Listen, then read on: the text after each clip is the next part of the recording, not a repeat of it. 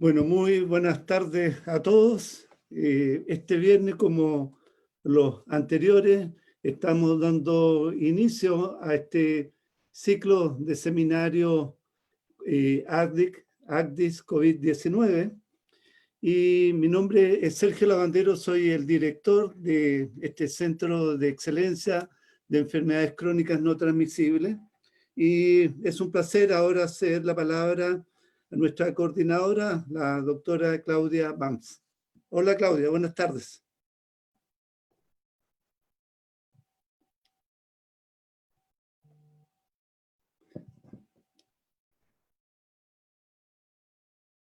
Estamos sin...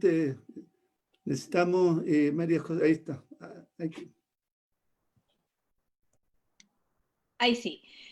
Muchas gracias, Sergio. Doy la más cordial bienvenida a todos los investigadores e investigadoras del Centro Avanzado de Enfermedades Crónicas que se han unido esta tarde en este nuevo seminario, también a los académicos, profesores, profesoras, estudiantes que normalmente se conectan a este ciclo de seminarios del ACDIS.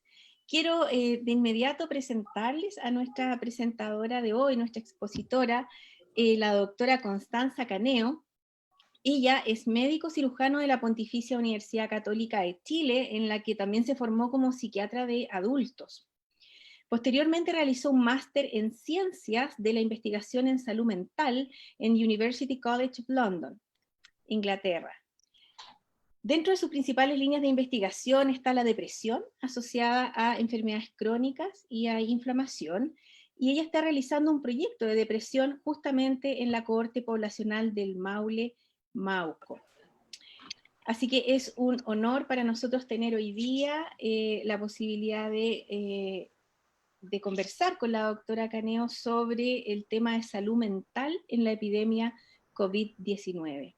Como siempre, en nuestros seminarios se trata de una presentación de alrededor de 30 minutos y luego tenemos un tiempo bien bueno, rico, para recibir preguntas de los investigadores a través del chat de Zoom o también a través de Facebook. Así que los invito a ir anotando y enviando sus preguntas a lo largo de la presentación.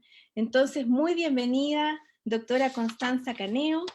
Le vamos a pedir que comparta su pantalla para poder iniciar con esta presentación. Perfecto. Muchas gracias, Claudia, muchas gracias a todos por haberme invitado, por tener la oportunidad de hablar de este tema tan importante.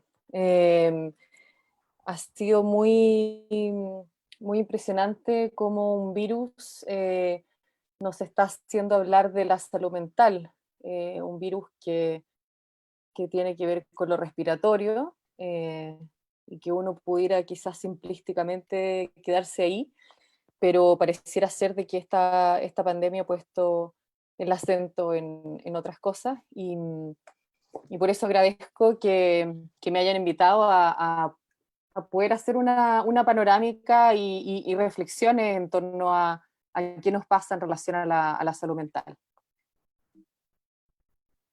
Ahí. Entonces, como ruta, primero voy a compartir un diagnóstico de la crisis COVID desde la perspectiva de salud mental, al que llegué yo, pero por supuesto leyendo cosas, no es que yo haya inventado la rueda, sino que es como el diagnóstico que he logrado hacerme en base a lo que he estado viendo durante estos meses. Y después quiero hablar un poco de algunas estrategias de cómo podemos prevenir que nos aparezcan problemas de salud mental en esta situación, para luego pasar allá quizás cómo podemos enfrentar esta crisis y cómo podemos manejarla, y algunas palabras sobre algunas poblaciones que especialmente les toca del punto de vista de la salud mental esta pandemia, para que después, bueno, terminemos en reflexiones, y como decía Claudia, para mí sería fantástico que se genere discusión y que podamos conversar entre todos.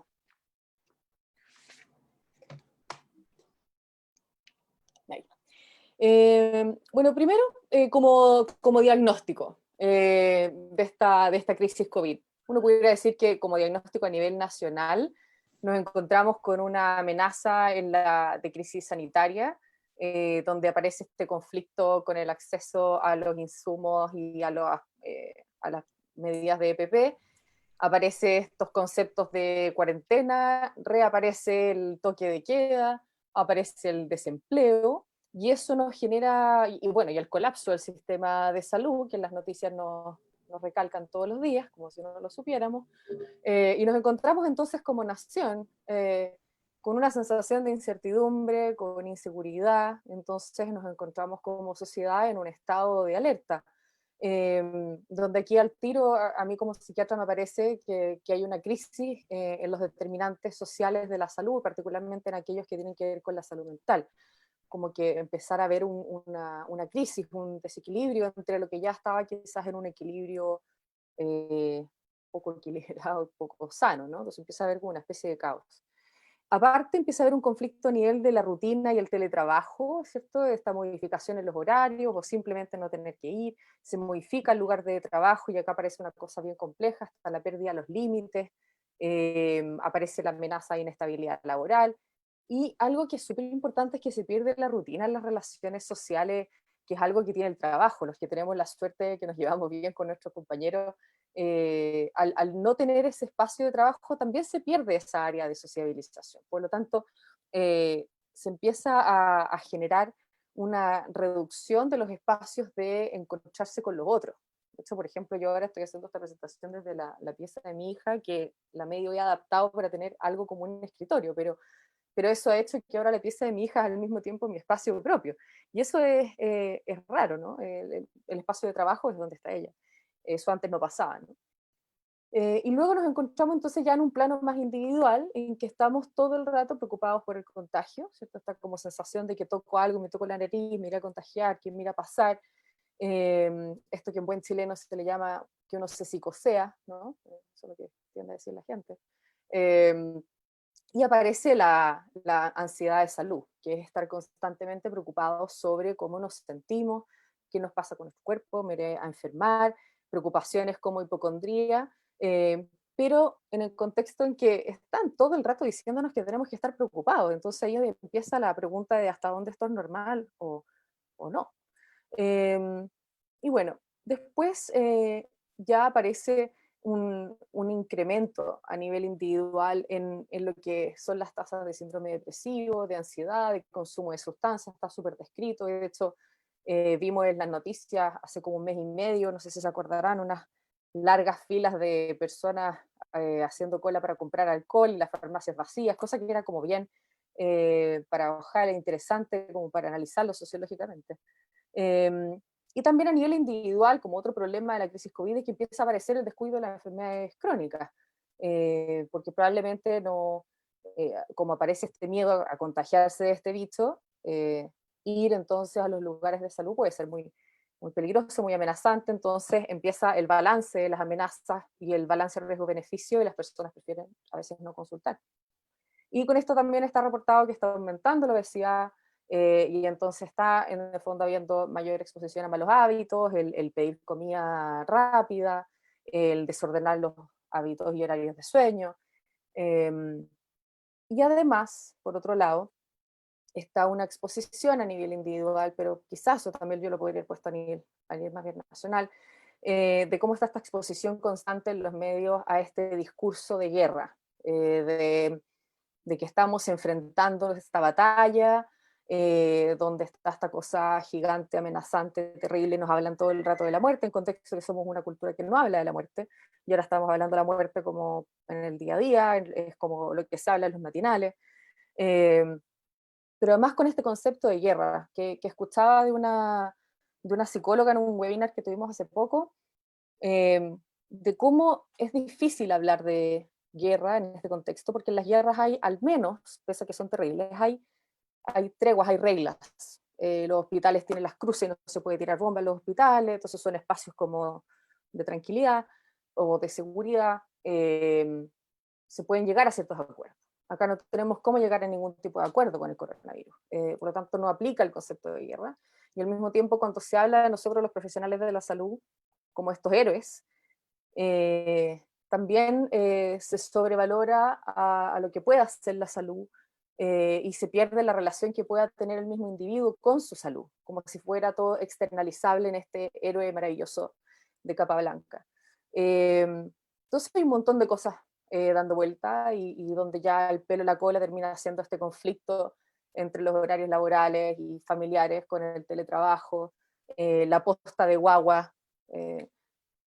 que por lo menos lo que me toca a mí en lo particular, yo tengo una guagua chica, entonces tengo que estar todo el rato coordinándome con mi marido, las reuniones para que él esté con mi hija, porque literalmente es una posta. Entonces son un montón de cosas dando vueltas, son cosas que nos pasan a nosotros lo individual, pero después ya en este marco de una nación, de un país, de un planeta que está enfrentado a esta crisis.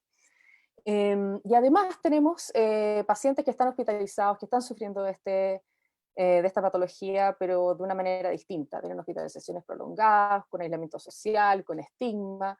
Se ven poco con los profesionales, porque cuando entramos a verlo no podemos estar más de 10 o 15 minutos. Entonces están muy solos, y aparece esta muerte en soledad. Y además estamos los profesionales de la salud como otra población, en que se ha visto que estamos expuestos a un alto riesgo de estrés postraumático, 2 a 3 veces más riesgo, y en series, tanto de las pandemias anteriores como algunos reportes iniciales de la pandemia actual, se habla de hasta un 70% de algún síntoma, insomnio, síntomas depresivos, traumas. Y lo complejo de eso es que son los profesionales de la salud los que están a cargo de la pandemia. Entonces tenemos a personas que están viviendo una pandemia, que están a cargo de una pandemia.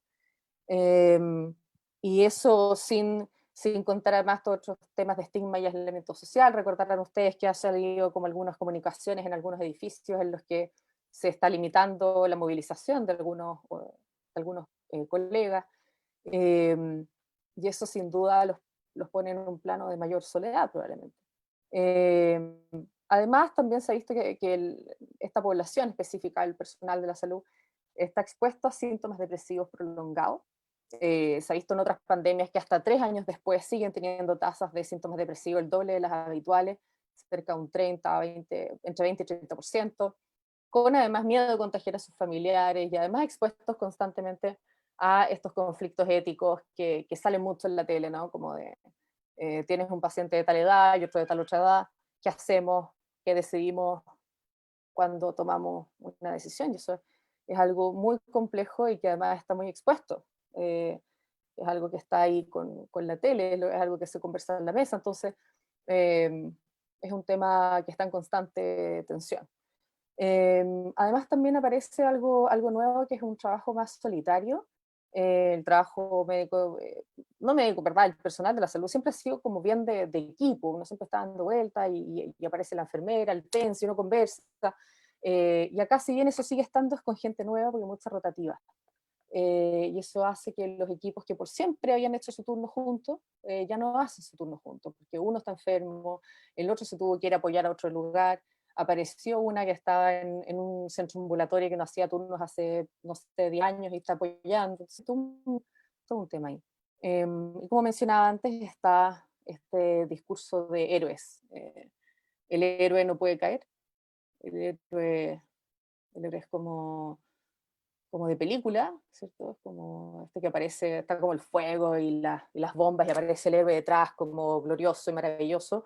Y por lo tanto, esa metáfora del héroe impide que el personal de salud sea humano.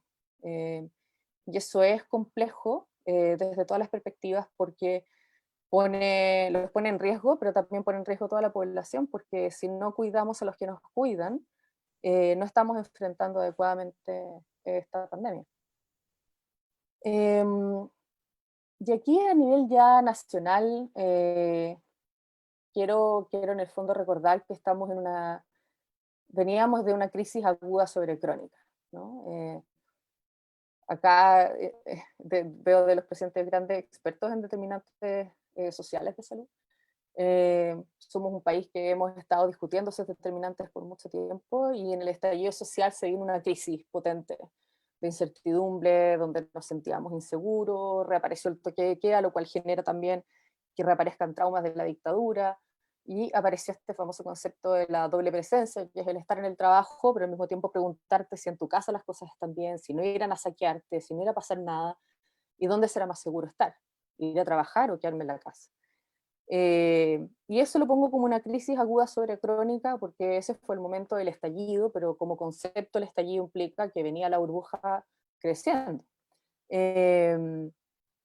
Y puse al lado esa foto como solo contextualizando que yo trabajo en la Católica, en Marcoleta, y estábamos a pasos de la Plaza Baquedano, Dignidad, y por eso también quizás estuve como también muy, muy sensible a esos aspectos de seguridad, pero la verdad es que yo creo que a todos nos tocó, ya sea desde nuestro lugar de trabajo o desde el lugar donde vivimos, fue muy complejo. Entonces, en esta crisis aguda sobre crónica, vino este virus, que nos muestra una gran ola de un tremendo impacto en la salud, en donde aparece esta curva abrumadora que sobrepasa toda tolerancia emocional respecto a lo que uno puede ver en la televisión, ¿no? De lo que pasa en otros países con esta mortalidad impensada, digna de una película de ciencia ficción, de terror. Y estamos todos hablando de eso, ¿no? La tele se dedica a hablar de las tasas de mortalidad, los recuperados, que la tasa de letalidad y las discusiones de cómo se mide, etc. Pero lo que quiero mostrar con este gráfico es que viene detrás de esta curva roja, esta curva en amarillo o naranjo, no sé si son malas los colores, pero viene detrás subiendo silentemente, pero sosteniéndose y por un tiempo indefinido, la llamada cuarta ola, que es la ola de salud mental. Que probablemente en términos de impacto de salud puede ser quizás peor, porque uno no se muere hoy día de una depresión, pero sí uno se puede morir después por una depresión, y más que el resto, aumenta todo tipo de morbilidad, de mortalidad, y lo que estamos viendo es que la última gran ola va a ser la del síndrome de estrés postraumático, de depresión, por el impacto en las desigualdades y en la crisis económica. Y entre medio están otras olas que son importantes de mencionar, porque está como los pacientes urgentes, no COVID, terminan estando demorados en recibir apoyo y manejo de su patología. Y la tercera ola, que me parece importante también acá para ACDI, es la interrupción en la atención en las enfermedades crónicas. Por lo tanto, yo creo que acá vamos a tener que estar atentos a cómo puede ir cambiando el curso natural y la epidemiología que conocemos hasta ahora, porque además también sabemos que la cuarta y la tercera ola dialogan constantemente. En la medida que yo tengo más patología mental, ando peor de mis enfermedades crónicas no psiquiátricas y viceversa. Entonces esto nos pone en un tremendo desafío. Bueno, y como cuáles serían los ingredientes que hacen que lleguemos a esta cuarta ola. Hay muchos, pero a mí me parece que lo más significativo es primero el aislamiento social, porque los seres humanos somos mamíferos, somos de manada, necesitamos andar con otros, y esto de no verse, de no tocarse, o sea, los que vivimos con otros somos unos afortunados, porque hay mucha gente que lleva ya 3 meses, va para los 3 meses y medio en algunos casos, sin abrazar a otro, sin darle la mano a otro. Y eso es muy contraintuitivo, es como contrahumano. Por otro lado, tenemos la modificación en las rutinas de vida. Cambia todo, ya no tenemos que desplazarnos, cambian nuestros horarios, entonces de repente algunos se quedan pegados en el WhatsApp, se alteran los ritmos de sueño, y eso sabemos que es muy potente y genera también muchas alteraciones en todo sentido. Por otro lado, está esta amenaza vital, pero que además es real y global. Entonces, esta como película de ciencia ficción, como estas películas Contagio, Epidemia, que de repente se hacen realidad y algo que está pasando acá, está pasando en otro país, y eso hace que se genere más angustia. Y bueno, y finalmente la crisis económica. Hay que recordar que como en los anales de la psiquiatría, como una de las grandes crisis siempre recordadas, la crisis de Estados Unidos del 29, cuando quiebra la bolsa, en que se genera la tasa y pic de suicidio más grande conocida. Entiendo que solo superada por lo que pasó después con la crisis hipotecaria. Y acá puede empezar a pasar lo mismo. Por eso es que siempre ha sido tan difícil para todos los tomadores de decisión, creo yo, este juego de decir, bueno, hasta dónde impulsamos la estrategia A, porque esta estrategia nos va a generar el conflicto B, que va a ser la crisis económica para el país, y después qué va a pasar, ¿no? Entonces, es un escenario complejo. Y además, desde la psicología de desastres o de crisis, se han descrito fases. Esto pensado en que pasa una sola cosa, digamos un terremoto. ¿Sí?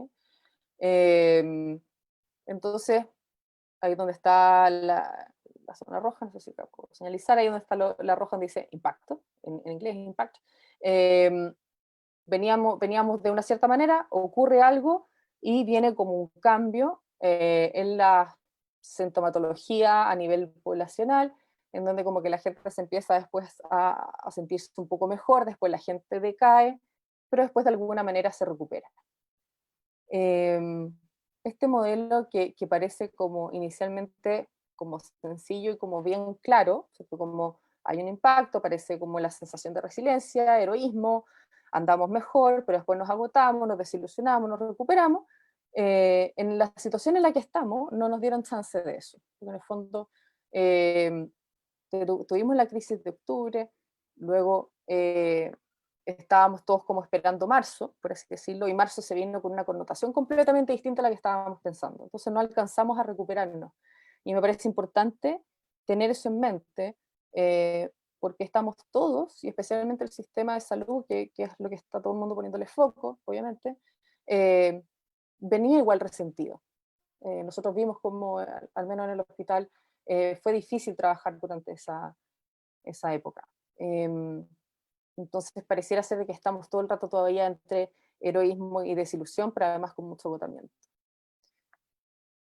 Entonces ya pasando a las consecuencias. ¿Qué nos pasa ante una crisis como personas? Lo primero, y que me parece siempre importante de mencionar y de mencionar casi como hasta el cansancio, es que como somos humanos, lo natural es que es frecuente que se presenten algunos de los síntomas que voy a mencionar como fenómeno normal frente a una situación de crisis, porque somos humanos, justamente. Si no nos pasara nada, también sería raro. Entonces, algunas de las cosas que pueden pasar, y que esto quizás algunos de ustedes lo han vivenciado, y eso puede ser completamente normal, porque estamos en una situación de crisis, una de ellas puede ser a nivel emocional, la sensación de miedo, tristeza, estar enojado, como de repente de la nada, andar muy irritable, sentirse impotente, o culpa, o indefensión. Algunos de esos fenómenos se pueden presentar y puede ser completamente normal, salvo que sean presentes de manera constante y que generen disfunción. Asimismo pueden aparecer alteraciones cognitivas, puede aparecer preocupación, o sea, en el fondo como estar constantemente pensando, ¿qué va a pasar mañana? ¿Cómo voy a hacer? ¿Cómo lo voy a resolver? Puede aparecer incredulidad, estar como todavía muy sorprendido, como, yo creo que es un poco lo que nos pasaba a todos quizás al principio. Pensamientos, o quizás no, a cada uno le puede pasar. También pueden aparecer pensamientos intrusivos, esto como de repente, por ejemplo, yo estuviera conversando con ustedes y de repente de la nada me apareciera una idea y me quedara, y como que me tomara, me quitara la posibilidad de controlar mi mente y me quedara absorta en ese pensamiento y no pudiera yo controlar el pensar en eso. Es un pensamiento intrusivo, algo que se mete sin que yo lo pueda controlar y que puede quedarse ahí como pegado. Entonces, estar conversando con alguien y te aparece una preocupación, por ejemplo. Problemas de concentración, perfectamente puede pasar, ¿no? La sensación de que antes uno rendía 100 y ahora rinde 50, pesadillas, o de repente estar en mente en blanco, ¿no? Y todo esto puede pasar y puede ser que sea nuevo, que nunca lo hayan experimentado, eh, y nuevamente va a ser una respuesta normal, entendible ante esta situación de crisis. También pueden aparecer sensaciones físicas, y esto es súper importante porque somos una cultura que se le olvida la parte del cuerpo y todas las emociones son siempre por definición físicas. Cuando nos emocionamos sentimos algo en la guata, cuando nos angustiamos también, o se nos aprieta el pecho, y es importante aprender a reconocerlo. Y en estas situaciones de crisis lo que puede aparecer es dolor de cabeza, puede aparecer tensión muscular, insomnio, taquicardia, como las palpitaciones, o sensación de cansancio. Y acá aparece un cuarto elemento que es importante, que es algo que no siempre le ponemos palabra, pero que pasa mucho en situaciones de crisis, que es que ocurren alteraciones a nivel interpersonal, especialmente cuando son crisis que se viven a nivel de población, a nivel de sociedad. Puede ser que me ponga más retraída, que no quiera conversar, que pida estar sola un rato, y está bien verbalizarlo, o de repente estar desconfiado, andar un poquito más suspicaz quizás, o las sensaciones de repente sentirse abandonado o estar como entrando en constante discusión.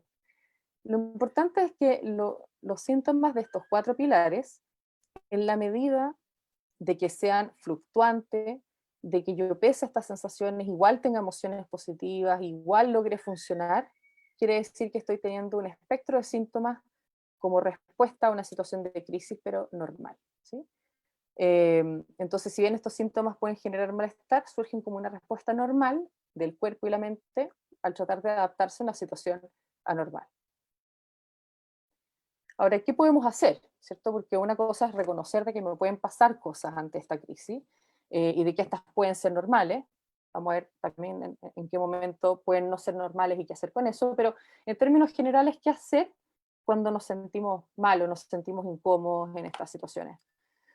Bueno, lo primero que se sugiere en la literatura es generar resistencia. Resistencia en el sentido como de ayudarle al cuerpo a que literalmente resista el estrés, porque tenemos que recordar que como somos animales, lo primero que necesitamos para salir corriendo del león, que sería el modelo de estrés, es que necesitamos tener un cuerpo sano y que esté estable. Y en la medida que estemos bien corporalmente, vamos a tener entonces mucho más literalmente resistencia para enfrentarnos a una situación de mayor demanda y de mayor desafío como lo que estamos viviendo ahora.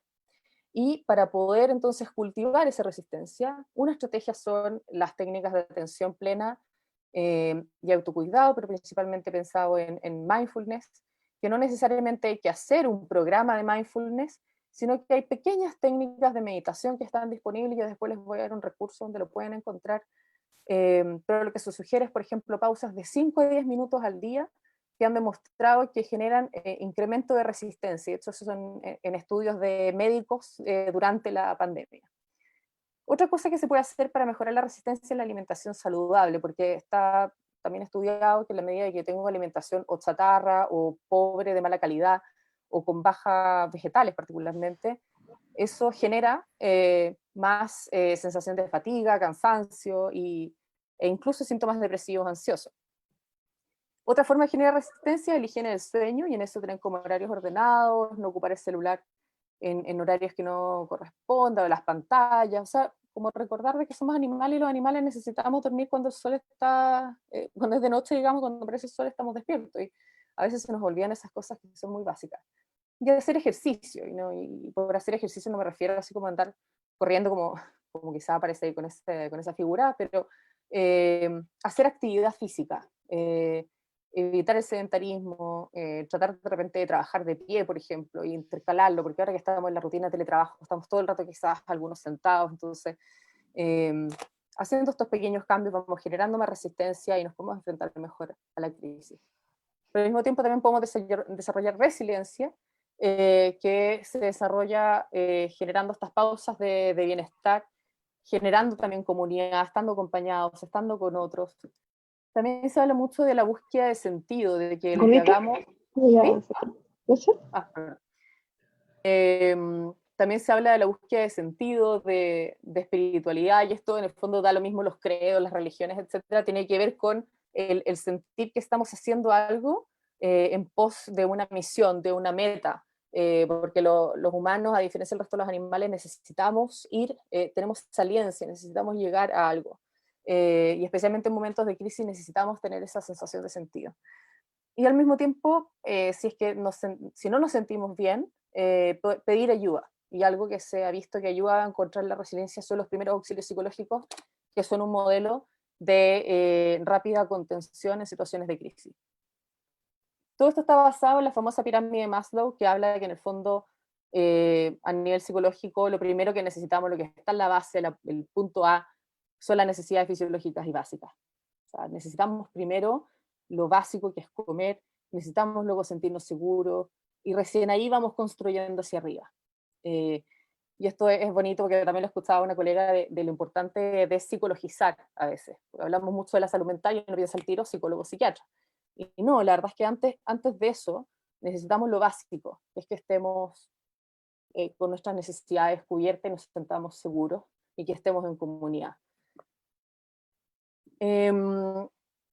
Por eso Ya pasando a cómo podemos enfrentar la crisis, ya más allá de generar estas técnicas de resiliencia y resistencia, está la rutina de teletrabajo, hacer comunidad, hacer estas pausas, y pensando en el tema del tiempo, quizás dar énfasis en el ocio, en recordar la importancia de darse esos espacios de hobby, o de no hacer nada. De repente para los que hacemos mucho a veces nos sentimos incómodos cuando no hacemos nada, y la verdad es que está estudiado también que los espacios de ocio y procrastinación son los momentos en los que nos ponemos más creativos y aparecen nuevas ideas.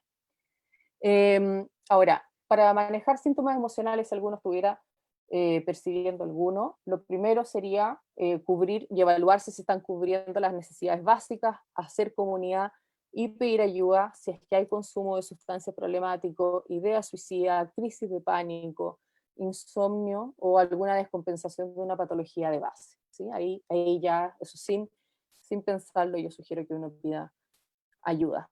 Quise agregar un poco de poblaciones especiales, por ejemplo, los niños y los adultos mayores, que en este contexto de pandemia se pierden las rutinas, porque estamos todos corriendo, y en eso, tanto en niños como en adultos, es importante mantener las rutinas, quizás con un poco de flexibilidad en los horarios para mantenerlas, porque efectivamente eso es lo que más ayuda a que estén estables. Y esto también aplica a adultos, si bien ahí dice juego, en adultos mayores también es importante, porque mientras más avance la edad, especialmente si de repente verdad hay más bien demencia, en la medida que haya más rutina, prevenimos de que hayan descompensaciones conductuales.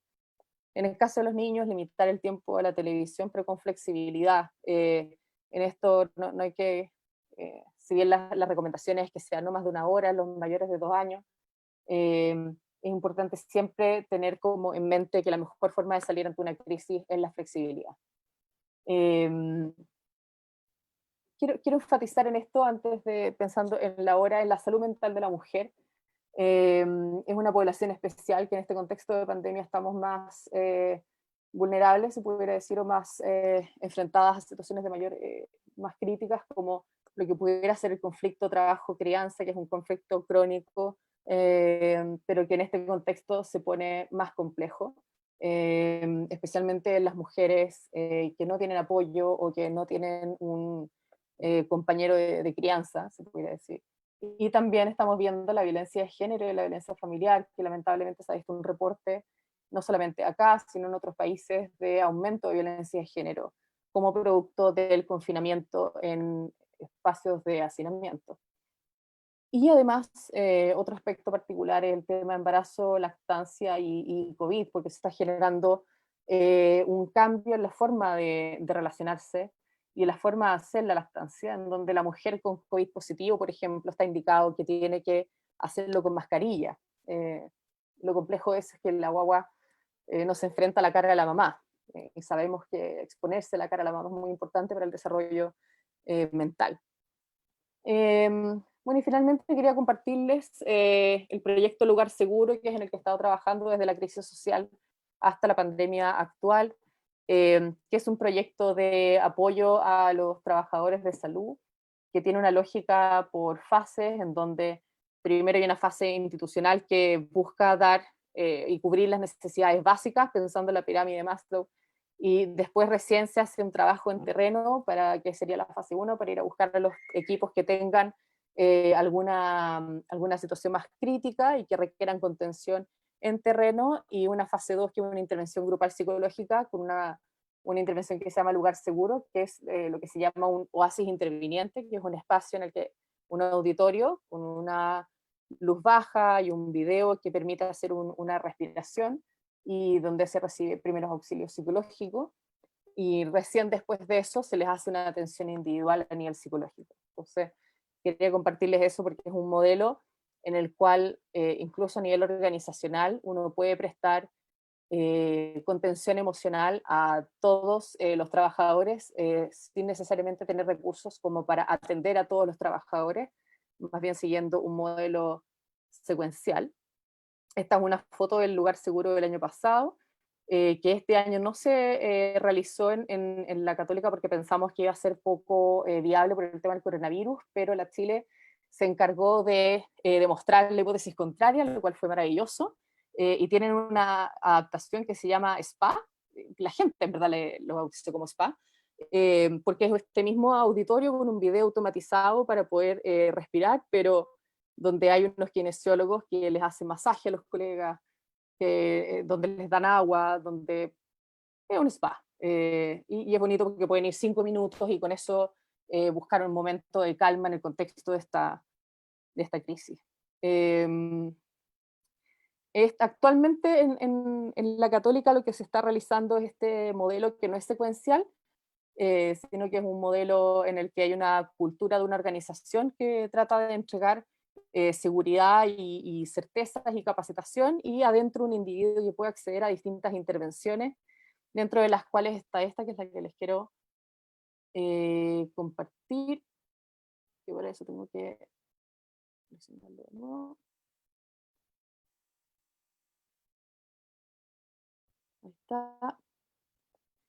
Esta es la página que creamos, que es una página en la cual se entregan prácticas de meditación y de respiración. Ahí en comenzar aparece un video que entrega una técnica de respiración básica, y acá hay unas prácticas de meditación, y al mismo tiempo acá hay un espacio que dice cómo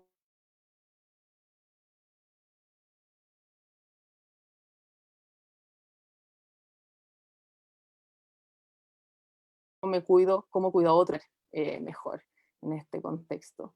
Bien, para finalizar, como reflexiones, creo que el desafío actual está en ver cómo enfrentamos la crisis de una manera sana y tener la flexibilidad para poder adaptarnos, ser creativos y seguir sanos como comunidad. Yo creo que particularmente esta comunidad Actis tiene un rol importante ahí, pensando en cómo no solamente entendemos las enfermedades crónicas, sino cómo prevenimos que cambien y que empeoren, porque con esta pandemia pueden empeorar.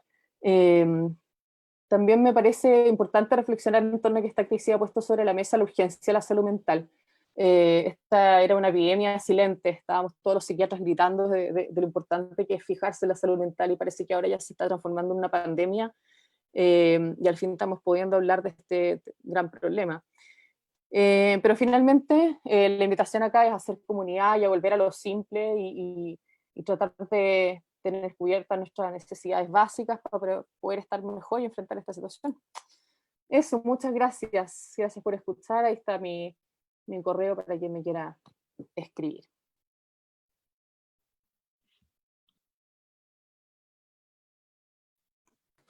Muchas gracias, Constanza. Te vamos a pedir que dejes de compartir para poder verte. Ahí está. Sí, justo se me quedó pegado. Te vemos perfecto. Muchísimas Ya. gracias por tu presentación. Estoy segura que te escuchamos con muchísima atención, y de hecho en el chat han llegado comentarios, y agradecerte por esta presentación. Hay consenso en que el tema es demasiado importante. Te voy a ir transmitiendo algunas preguntas para que vayamos conversando. Ha quedado claro que muchos de los síntomas emocionales, físicos y otros que tú mencionaste podían presentarse con cierta frecuencia y estar todo eso dentro de lo normal. Entonces, la pregunta es cómo discriminar si alguien está presentando estos síntomas ya con cierta frecuencia, pero ¿cómo podría de una manera sencilla darse cuenta de que eso a lo mejor ya sale de lo normal y necesita buscar ayuda? Es una buena pregunta, porque al mismo tiempo tiene una respuesta que es sutil y siempre va a ser personal, y en eso te diría que lo primero es la intuición. Cuando uno siente que está muy distinto a lo habitual y tiene la necesidad de consultar, lo mejor es consultar, porque más vale que sobre que falte. Y en el intertanto a consultar, siempre hacer las intervenciones que, buscando regular los aspectos básicos, nos van a ayudar a estar mejor. Por ejemplo, si hoy día decide pedir una hora y encuentra para el martes, la tarea sería hoy día empezar a evaluar ya cómo estoy durmiendo, ¿Cuántas horas estoy durmiendo? ¿Qué estoy comiendo? ¿Cuántas horas estoy sentado en el computador? ¿Cuántas veces estoy almorzando con el computador? ¿He estado tomando agua? ¿He hecho ejercicio? Y la pregunta más importante, que es donde yo más he encontrado diferencia con los pacientes, es ¿qué es lo que yo hacía antes cuando yo me sentía mejor? ¿Y qué es lo que ya no hago? Y en general ahí está la respuesta. Entonces la habitual es, mira, yo antes hacía ejercicio 4 veces a la semana y ahora no he podido porque A, B, C o D, o ahora estoy alimentándome mal. Entonces creo que el ejercicio sería, hasta que esté la hora de la consulta, hacer esa evaluación. Y entonces del cuándo consultar, primero está en eso, como en esa intuición de sentir de que es necesario consultar, y además ante situaciones graves o de relevancia, como desajuste de una patología de base, como ideación suicida, como un episodio maniforme, o sea, estar más de 4 días, por ejemplo, durmiendo muy poco, durmiendo unas 3 a 4 horas al día, estar consumiendo sustancias, o haber empezado a aumentar el consumo de alcohol. Si una persona está necesitando todos los días de tomar 3 unidades de alcohol, mejor que consulte de inmediato, porque puede ser que esté automedicándose, pero con un, comillas, medicamento que no es sano. Muchas gracias por la respuesta. Hay mucho interés por lo que mencionaste, los primeros auxilios psicológicos. ¿Puedes explicar un poquitito más de manera sencilla de qué se tratan los primeros auxilios psicológicos? Y si conoces a iniciativas de formación de monitores en primeros auxilios psicológicos. Sí, de hecho, mira, voy a buscarlo al tiro para ponerlo en la pantalla. En la Escuela de Medicina de la Católica, el doctor Figueroa, que es quien ha hecho una validación con un manual, que es el manual ABCDE, que es con un acrónimo en el fondo fácil para poder acordarse de los pasos para realizar primer auxilio psicológico. Tiene varios videos explicando de qué se trata y algunas capacitaciones. De hecho, a raíz de la crisis social del año pasado, hizo capacitaciones gratuitas que entiendo que están disponibles. Puse ahora acá en internet, de hecho, voy a poner el link mejor acá en el chat, porque ahí aparecen varios recursos y videos del doctor Figueroa. Perfecto. Ahí estamos viendo, ¿cierto? El link medicinaUC.cl, primeros auxilios psicológicos. Muchas gracias. Y aparte de los primeros auxilios psicológicos, Constanza, ¿hay algunas otras estrategias que se recomienden para situaciones de crisis? A nivel de... Lo que pasa es que ahí habría que hacer que sea una distinción que estoy pensando que no la dejé tan clara. Los primeros auxilios psicológicos los hace otra persona. O sea, por ejemplo, si yo soy el paciente y yo necesito que alguien me apoye, alguien me va a dar un primer auxilio psicológico, no es algo que yo me pueda autohacer. En esa línea, intervenciones psicológicas para el manejo de crisis hay varias, y hay varios psicólogos de la red de la Católica que están especializados, también en la Chile, que están especializados en estos modelos, que son los modelos de intervención en crisis, que sigue la línea de que uno venía estable hasta que te pasa algo, y ese algo genera síntomas, y la idea es que se hacen intervenciones orientadas a estratégicamente mejorar o sentirte más estable y volver a tu función basal luego de esta crisis. Por lo tanto, son intervenciones psicológicas no como la psicoterapia que uno se imagina así como de diván, de la familia, sino orientada al problema puntual. Perfecto, muchas gracias. Oye, y en relación a los equipos de salud en particular, ¿cuáles serían algunos signos de alarma que podríamos tener presentes en el ambiente laboral para identificar algunas alteraciones de salud mental en algunos integrantes del equipo de salud? Es una súper buena pregunta. Ahí lo primero que se recomienda es cuando aquellos que conocen a un colega y ven que empieza a comportarse de una manera diferente, ven que de repente se bloquea, que no encuentra las palabras, que está apático, que no quiere compartir, que no conversa como antes. esa es la primera alarma para pensar de que le puede estar pasando algo y que incluso puede estar en riesgo, incluso de ideación suicida. Pensemos que la población personal de la salud siempre ha sido la gran población en riesgo de lesiones, no solamente porque saben cómo hacerlo, sino porque es una población que está en un constante estrés. Es muy demandante para la mente y para el cuerpo estar en función de ayudar a un otro. Por lo tanto, basta con que haya una mayor demanda en ese actuar habitual para que el desafío sea mayor y por lo tanto el desgaste mayor.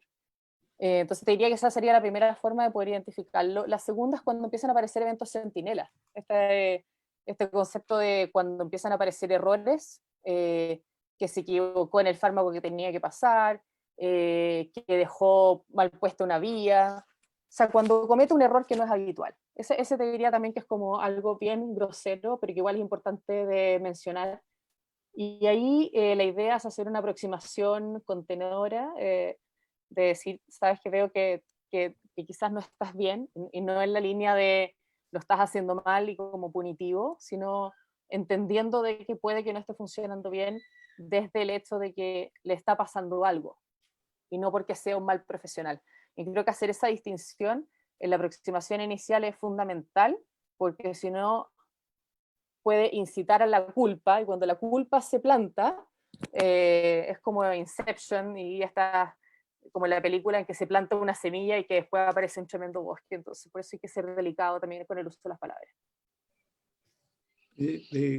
Constanza, hola. Bueno, muchas Hola. gracias por tu estupenda presentación. Hay un tema que me preocupa, que obviamente podemos entender que estamos viviendo una situación puntual de esta pandemia, pero lo que se empieza a hablar es el post-COVID, la sociedad que vamos a tener. Por ejemplo, Sí. parece ser te dicen el teletrabajo llegó para quedarse. Muchas cosas van a cambiar. ¿Cómo tú ves ese desafío que viene como sociedad? Porque por un lado podemos tener grandes avances tecnológicos, pero también a su vez cada vez gente más sola. Porque a veces estar comunicado o el teletrabajo, como tú dices, nos falta el otro yo, la otra parte que somos humanos. Sí, es un tema, porque pareciera ser de que como siempre lo mejor sería un equilibrio, ¿no? O sea, por ejemplo, yo ahora estoy haciendo telemedicina y para mí ha sido muy cómodo porque, no sé, como que mi hija sabe que estoy acá, entonces no sé si ella está más tranquila, yo estoy más tranquila, estamos todos más tranquilos, pero al mismo tiempo un desafío porque alguien tiene que hacerse cargo de ella, porque no puedo estar yo atendiendo y que aparezca en la mitad. Pero eso es un ejemplo simple, pero yo, por ejemplo, he pensado para el futuro de que yo se lo podría seguir haciendo y me acomodaría, pero porque yo trabajo en el hospital. Entonces yo obligatoriamente trabajo con otros, veo a otros, converso con otros, quizá ahora no los abrazo, pero los veo, estoy todo el rato con gente a menos de 2 metros. Eh, y eso me parece que es trascendentalmente importante porque hay otros que no lo van a tener. Entonces creo que lo primero va a ser cómo hacemos para mantener el vernos. Y creo que es muy rico eso de que, por ejemplo, en el edificio académico, que lo hemos hablado con la Claudia y de repente hemos tenido reuniones en la calle, que una va para allá, el otro va para acá, hola Claudia, esos pequeños encuentros hacen comunidad, que son los que los ingenieros le llaman el networking, esa, como tener la oportunidad de que se te encuentras con alguien en ese minuto, pitch, y logras hacer algo. Y eso se pierde con la televida. Entonces creo que yo creo que hay que buscar un punto intermedio y mantener como sea el vernos. Quizá ahora vamos a estar más conscientes de la higiene, van a desaparecer las sopaipillas de algunos lugares, pero por lo menos buscar el estar juntos. Yo creo que tiene que haber una cosa intermedia. Ahora, desde el punto de vista de salud, yo creo que acá hay una oportunidad, pero muy entretenida para hacer un montón de cosas que se están facilitando para poder hacer innovación. Yo creo que esa es parte de los pros y eso es lo que yo encuentro más entretenido. Pero sí, un desafío. Oye, siguen llegando más preguntas, Constanza. En personas de la tercera edad, hay olvidos, ¿cierto?, que son propios de la edad. ¿Cómo distinguir cuando eso ya podría tratarse de un problema de salud mental? Qué linda pregunta y qué desafío responderla teniendo acá presente a mi colega y profe Pablo Toro. Eh, bueno, con las preguntas, con el tema de la memoria, eh, cuando la persona en el fondo empieza a olvidarse de cosas que, que debiese recordar, o cuando empieza a ser más frecuente como el pásame este que sirve para esto, que en el fondo sería alguna fase nominativa, o tiene dificultad para no solo recordar dónde dejó las cosas, sino que la persona con la que vive se encuentra con el salero en el refrigerador. Te diría que esos son los momentos como para tener en mente. Y ahí como, ahí me están soplando, cuando aparece información nueva y relevante. En el fondo cuando hay cambios, ¿no? Entonces, lo bonito es que la salud mental siempre aparece en la patología cuando hay una novedad, cuando la persona era y ahora es otra nueva. Y si eso está en la línea de algo de memoria o del tino social, ahí entonces se hace la pregunta hacia la demencia. Muy bien, o sea, más bien los quiebres, ¿cierto? Si identificamos que hay un cambio importante, ahí eso podría ser una alerta. Oye, Constanza, acaba de llegar una pregunta en espejo, pero relacionada con los adolescentes, entendiendo que es muy importante para ellos, ¿cierto?, el contacto con sus pares, y a raíz de esta pandemia han tenido que estar solos y confinados en sus casas, en sus habitaciones. Em, ¿Cómo puede repercutir esto en la salud mental de nuestros jóvenes? Es es un tema así súper delicado porque por una parte va a ser siempre imposible para nosotros entender cómo lo están viviendo porque no somos los jóvenes de esta época. En el fondo, cada década, cada grupo tiene su propia vivencia, y así como quizás para nosotros pudiera ser muy sorprendente quizás para algunos pueda no ser tan terrible tener una vida completamente online. El tema está en si es que realmente se puede tener una vida online. Entonces yo creo que acá es donde se acentúan los determinantes sociales, porque el adolescente que tiene acceso a celular, iPad, computador y sus amigos también, probablemente está no tan distanciado del crecimiento con sus pares como otro adolescente que no tiene acceso a eso y que sí está aislado. Entonces creo que ese es, es una de las primeras como acentuaciones que hay que hacer. Y lo otro es que también efectivamente pudiera ser un riesgo el desarrollarse moral y socialmente solo vía pantalla y perder la capacidad de pesquisar el lenguaje no verbal y la dinámica como intersubjetiva, eso como que uno sabe que algo le pasa al otro porque uno lo percibe, eso que uno dice, uno lo percibe en el ambiente, es algo que uno va ganando con la experiencia como ser humano. Entonces, ese sería un tema como a mirar.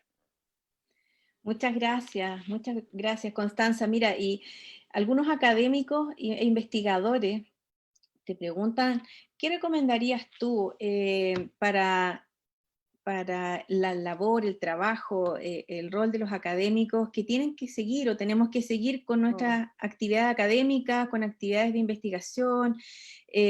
Incluso podríamos estar contagiados en algún minuto, pero ¿ves como algo positivo el mantener nuestra mente y nuestro esfuerzo enfocados en nuestros proyectos y así no abrumarnos tanto con las estadísticas y las noticias? Totalmente. De hecho, no lo mencioné porque quizá lo he mencionado tanto que se me había olvidado, pero un principio número uno del manejo de la salud mental en estos tiempos es apagar la tele. Y quizás el que sea más de diario, apagar el Mercurio, la Tercera, lo que sea que lean el New York Times, porque estamos inundados de información que no sé si necesitamos saber más. Y ya sabemos que estamos en una pandemia, ya sabemos que la cosa es crítica, y si no, algún amigo se va a encargar de mandarnos esa información por WhatsApp. Yo creo que como académicos e investigadores, uno la vida sigue y lo que ustedes están haciendo es demasiado importante. Y que se siga investigando sobre las otras cosas es demasiado importante también. No todo es COVID y en algún minuto va a pasar el COVID. y la ciencia no puede parar. Quizás la pregunta es siempre replantearse si es que alguna de nuestras hipótesis y algunos de nuestros trabajos están siendo influenciados por la pandemia y de qué manera. Yo creo que eso sí es una pregunta que no puede faltar. Eso, por ejemplo, para Mauco, no preguntarse o cómo se va a analizar el impacto sería no procedente, ¿cierto? Que después es como lo que nos pasaría con el tema del terremoto, o lo mismo que nos estuvimos cuestionando en algún minuto con el tema de la crisis social. Entonces es importante más bien hacer ese foco, pero de todas maneras continuar con la vida. Si no continuamos con la rutina, ahí nos empezamos a sentir mal emocionalmente también. ¿Y cómo cuidamos en la misma línea la salud mental propia y la de nuestros pares, lo cual es un desafío constante? ¿Cómo lo manejamos si en realidad no tenemos tiempo o percibimos que no tenemos tiempo? ¿Cómo se hace eso? ¿Cómo nos fabricamos tiempo para ese cuidado? Esto es como, voy a poner un ejemplo burdo, pero así como todos para ir al trabajo nos bañamos, espero que eso sea así, para ir al trabajo en estos tiempos debiésemos hacer una pausa. Y eso, por eso a mí me gusta la mirada organizacional, porque si todos como organización nos ponemos de acuerdo que necesitamos, así como necesitamos todos tener Zoom para trabajar, necesitamos todos tener un computador, bueno, necesitamos todos estar sanos y necesitamos hacer una pausa. Por ejemplo, en el curso autocuidado del equipo bienestar en el que yo participé, se puso como obligatorio, se ajustó el horario para que entre cada bloque, antes eran de 2 horas, y ahora los bloques quedaron de 45, 15 minutos de pausa, y después otro 45, y de ahí 15 minutos de pausa. Entonces con eso está el diseño obligado a que todos paran. Cada uno ve lo que hace en ese minuto. Y ya un paso más allá sería todos hacer una pausa, que es el modelo que están haciendo hospitales, por ejemplo, en Madrid. 2 veces al día en el turno se hace una pausa de 5 minutos de respiración como para hacer una estabilización.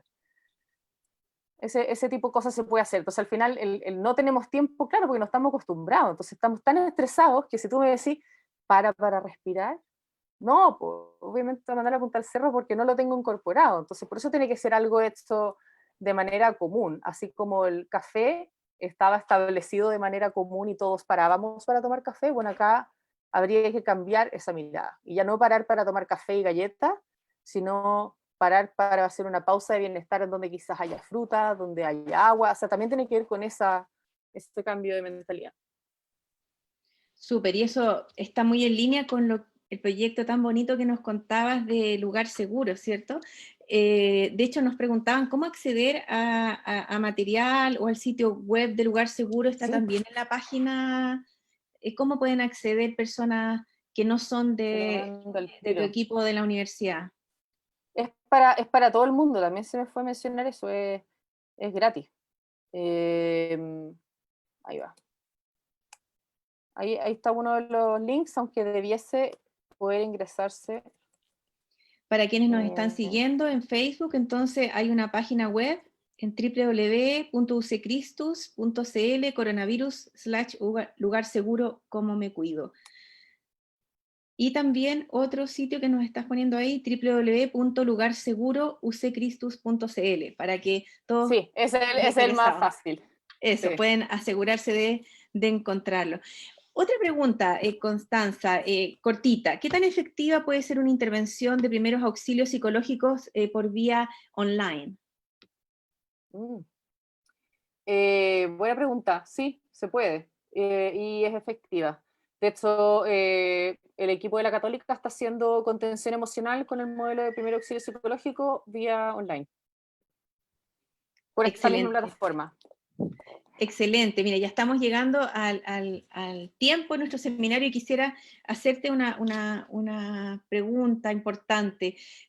A raíz de la crisis social que tú mencionabas y de la pandemia actual, que es cierto, ha sido como terremotos en la vida nacional y personal, hay una gran oportunidad.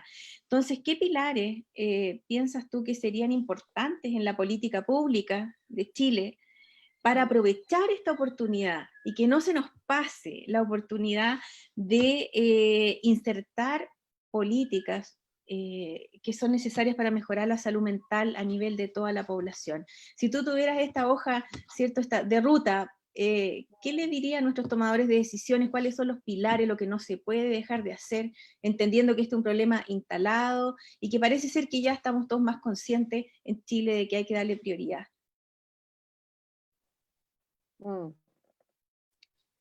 Es una entretenida y desafiante pregunta. Te diría que lo primero es que se tiene que armar una mesa intersectorial, porque la única forma de poder manejar la salud mental es siempre con otros que están a cargo de los principales problemas: justicia, trabajo, desarrollo social, porque pensando en las necesidades básicas, hay familias que necesitan primero una caja de comida antes de que pensemos del manejo de la salud mental. Entonces, lo primero sería el manejo de los determinantes sociales, que es el clásico conflicto, pero no pueden quedar afuera porque es lo esencial. Lo segundo es que tienen que cambiar la forma de entender la salud mental, desde cómo se diseña una ciudad, cómo se diseña el transporte, cómo se diseñan las pausas. No puede ser que en los colegios educación física se vea como un agregado. Nosotros debiésemos aprender en el colegio sobre los mínimos, debiésemos saber cocinar. De hecho, se hace en Inglaterra, les enseñan a cocinar, cosas que una persona sabe cómo cuidarse. Entonces, debiésemos pensar en eso, cómo tenemos políticas básicas de cuidado personal, para recién ahí después pensar en las de salud mental. Y lo más complicado, de hecho, si tuviera que poner el pilar ahora, una ley de salud mental que asegure un Producto Interno Bruto, un porcentaje mínimo decente, porque actualmente tenemos un tercio o la mitad de lo que tienen otros países parecidos al de nosotros. Entonces, con eso tenemos un sistema de salud mental quebrado y solo diseñado para poner un parche. Y finalmente el tema de los profesionales de la salud, porque jamás se va a poder dar una buena salud mental a nivel ya como terciario, más de manejo, si tienes un equipo saturado. Yo trabajé en el sótero y tenía que atender pacientes gravísimos cada media hora con una ficha de papel imposible de leer, con pacientes que tocaban la puerta desesperados. Entonces, tienen que estar las condiciones para poder trabajar y poder cuidar a otros. Por eso a mí me encanta el lema de me cuido para cuidar. Entonces sí, te diría que es un desafío complejo, pero donde metería todos estos aspectos, pensando principalmente en la promoción y el entrenamiento para la población de cómo se pueden cuidar y de cuáles son los pilares básicos. Eso. Muchas gracias. Está tratando de hablar Sergio, pero está sin audio, lo estoy escuchando ahí. Sí, está súper silenciado. Le vamos a avisar. Tenemos, ahí sí. Ahí sí. Antes de despedirme, quería hacerte dos preguntas. La primera, nosotros estamos en contacto directo con estudiantes y obviamente hay algunos que son más sensibles. ¿Algún mensaje para ellos? Más sensibles en el sentido como de que están viviendo alguna dificultad emocional. Sí. Estrés, crisis de pánico. O sea, lo primero sería que no están solos, porque en una situación así es entendible que aparezcan síntomas, y como el estrés ha sido continuo, también es esperable que pueda aparecer sintomatología psiquiátrica, incluso desde las formas más leves hasta las más complejas, pero no por eso no pedir ayuda. Entonces lo primero sería no están solos, segundo pidan ayuda, y tercero hagan pausas y pongan límites. A veces en la academia nos cuesta poner límites porque nos sentimos débiles, o sentimos que nos van a mirar en menos, pero no dejamos de ser valiosos por poner ese límite. Así que también les diría que hagan una pausa. Sí, bueno, y lo segundo, yo comparto tu opinión. Me da lata los medios de comunicación hoy en día, porque en realidad uno escucha muchos opinólogos, en vez de mostrar algo positivo, todo es negativo. Entonces, para no terminar así como ellos, un mensaje positivo para toda la gente, ¿cuál sería? que yo creo que lo bonito de la pandemia es que en verdad yo creo que a todos nos ha hecho recordar como las cosas básicas. Estamos como, no sé, buscando como entretenernos en la casa, disfrutando cosas simples como por ahí el que se escapó a dejarle algo a la mamá, la abrazó a escondidas y ese abrazo fue demasiado rico y pensé que antes andaba abrazándola todo el rato o quizás escapando de esos abrazos y ahora esos se disfrutan. Entonces yo creo que lo bonito es que estamos aprendiendo a disfrutar las cosas simples, estamos hablando de lo rico que es estar juntos, rescatando hobbies. Creo que también este ha sido un momento para desempolvar el que tenía la guitarra por ahí tirada. Y creo que eso es lo bonito. Por eso la pandemia ha sido entre una paradoja, ha sido una cosa bien, bien especial. Eh, Así que yo creo que la invitación es a eso, es como un poco también reinventarse y a ponerse creativo. Bueno, muchas gracias tanto a Claudia como a Constanza, así que ahora los despido. Y también Gracias. me despido de toda nuestra audiencia que nos acompaña los viernes entre las 5 y las 6. Les quiero contar que el expositor de la próxima semana, el doctor Jorge Jalil, él va a conversar de un tema que también a mucha gente nos hemos dado cuenta que le interesa, la relación entre la hipertensión y el COVID-19. Así Oh, que qué todos tema. cordialmente invitados, buenas noches y buen fin de semana. Gracias. Chao a todos, Gracias por la muchas invitación. gracias. No, gracias. Muchas gracias. Gracias. Oh, gracias.